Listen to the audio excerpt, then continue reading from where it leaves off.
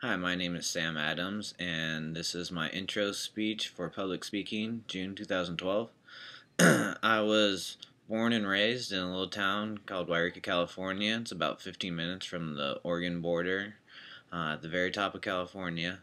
And I grew up there with my mom, my dad, and my older sister. And growing up there, we used to always go do hiking or swimming. My parents would take us to the coast or to a cabin we have that's out in the middle of nowhere. And so I grew up doing a lot of outdoorsy type stuff, and I enjoy the outdoors and everything that comes with that.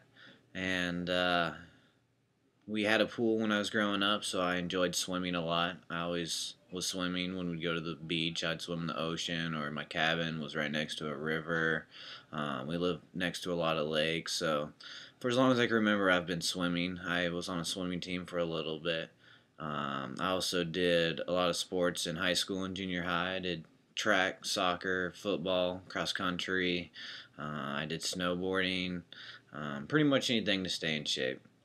Uh, in high school and junior high, I was also I did pretty good with grades and was on the honor roll a lot, and um, I did a lot of public speaking then, and for sports, I would do a lot of speaking for that. I was in a virtual business class, and we had to do presentations with that. And I've always felt fairly comfortable in the public eye, especially if I'm comfortable with what I'm speaking about.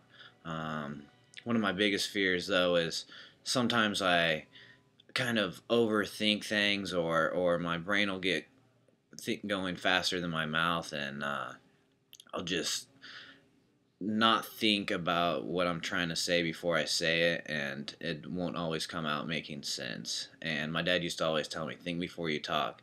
And that's one thing I've always tried to do is just make sure you know what you're talking about, make sure you're familiar with the information and how you're going to present it, and then do that, and just always think about it before you talk, because if you're trying to think about 10 million things at once, you can only talk about one thing, and you'll get confused and you'll stumble.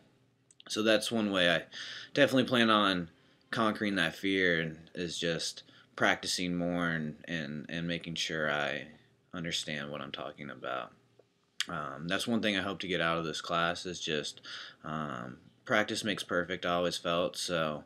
The more I practice it and the more I have to do it, the better I'll get at it.